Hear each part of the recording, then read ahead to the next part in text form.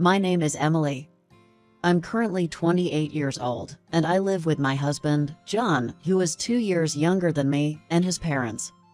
My in-laws have always been kind to me, and I've never felt any tension or issues typically associated with a daughter-in-law and mother-in-law relationship. For the year we've lived together, the relationship between my in-laws and me has been very positive. Just as we were continuing our peaceful coexistence, John had to leave for an extended business trip abroad. It seems John's performance at work has been recognized, and succeeding in this overseas project could be a significant step in his career. Thus, both I and my in-laws decided to encourage John to go on the trip, reassuring him that we would take care of everything at home. This is how the life of just the three of us, me and my in-laws, began. Of course, since our relationship with the in-laws had been good even when John was here, we expected it to remain the same in his absence. However, contrary to our expectations, Catherine, John's elder sister, and her daughter, Karen, suddenly intruded into our lives. Catherine is 8 years older than John, making them siblings with a considerable age gap. Her daughter, Karen, is a 15-year-old junior high school student in the midst of puberty. Even though Catherine is married and supposed to be living with her husband, the unexpected arrival of these visitors left me and my in-laws slightly surprised and puzzled. As soon as Catherine entered our house, she looked around curiously and commented, "So this is the new house. Doesn't seem too new. But I guess it's just right for Dad and Mom," she said with a somewhat mocking tone, smirking.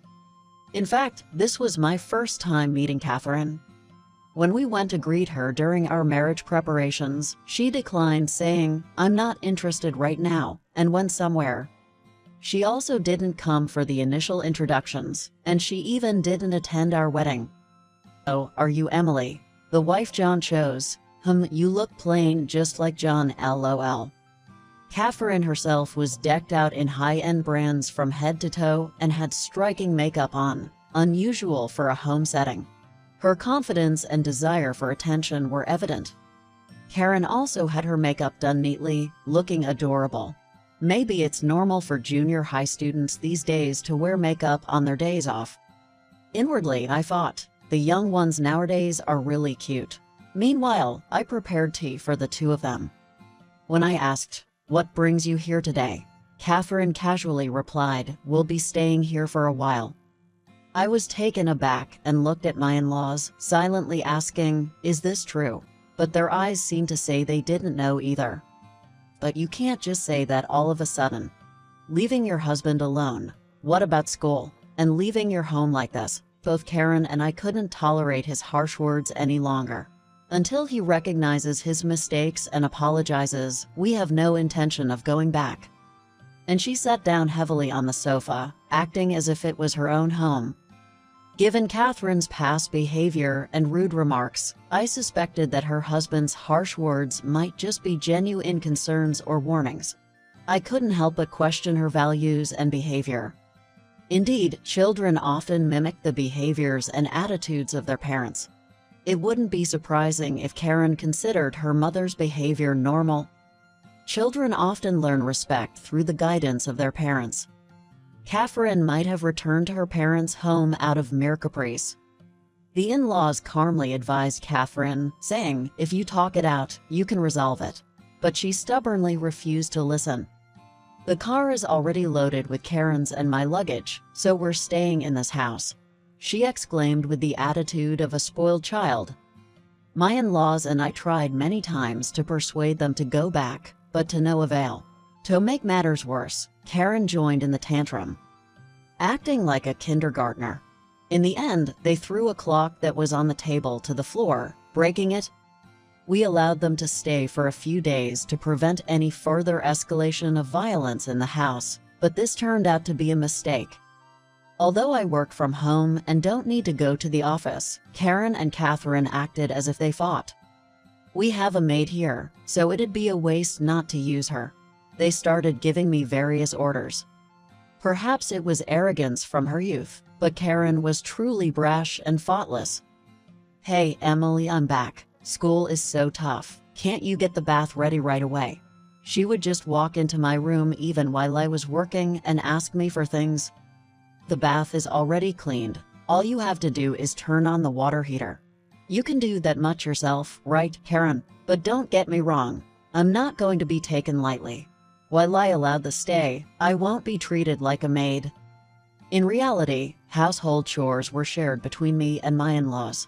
So if Karen and Catherine wanted to stay here, they should also help with the chores. Expecting to take a bath immediately upon returning home is like the outdated whims of royalty. Thinking about it, saying bath now, despite being a teenager, sounds like something an old man would say. That's what I thought to myself. Karen commented, "You're mocking me.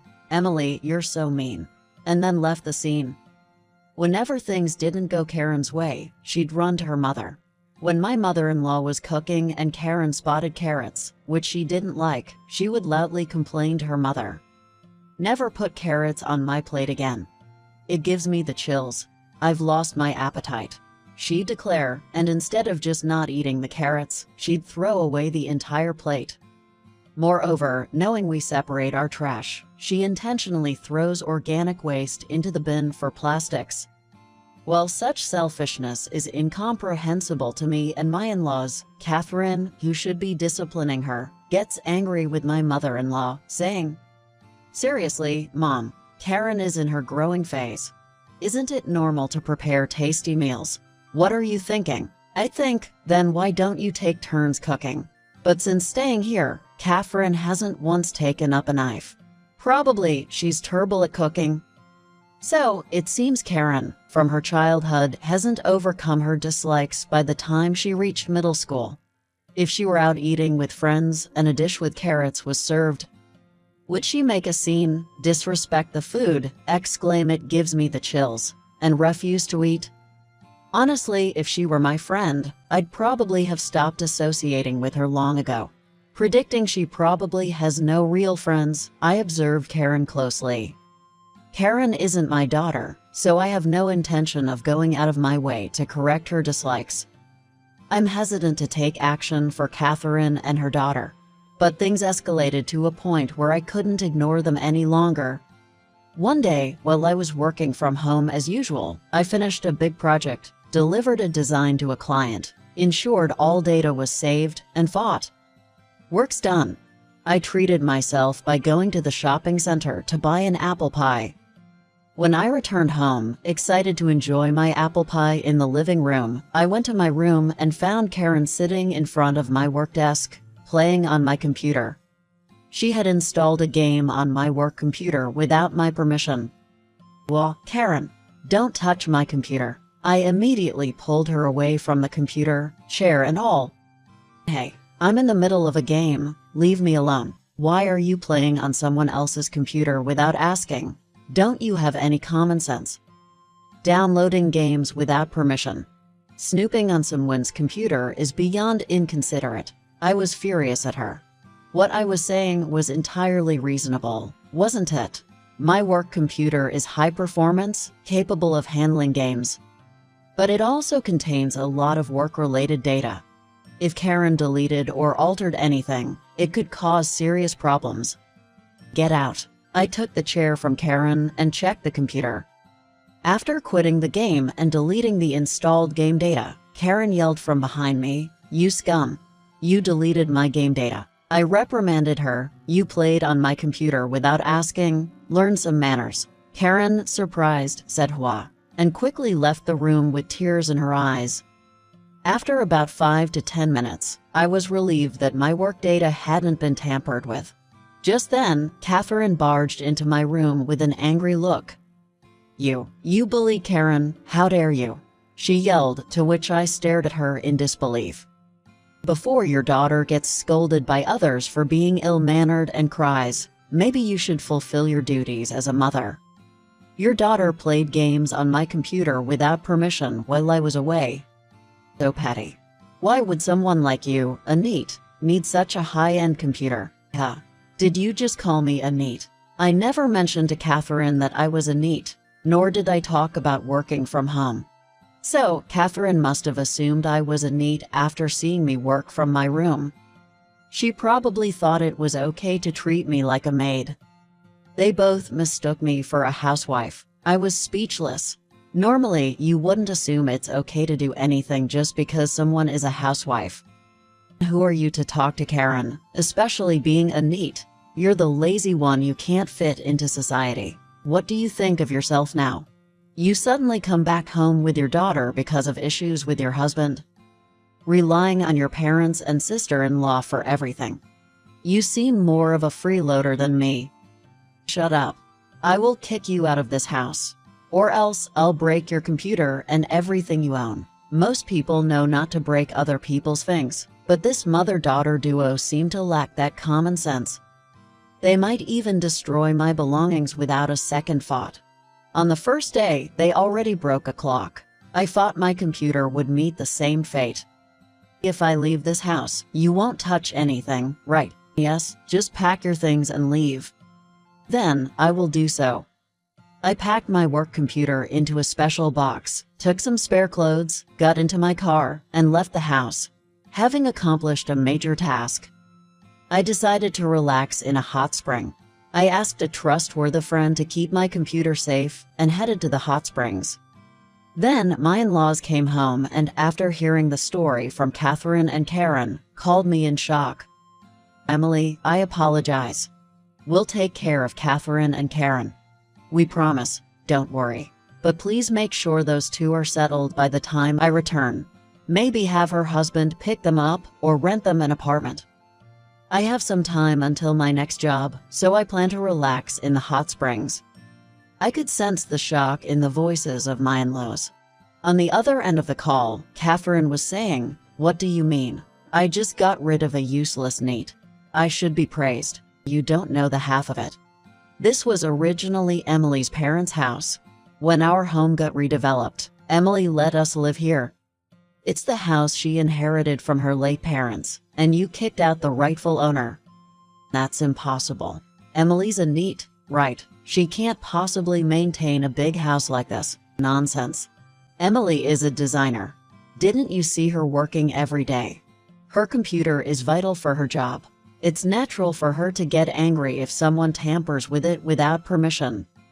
I never knew that. It's because you never bothered to know.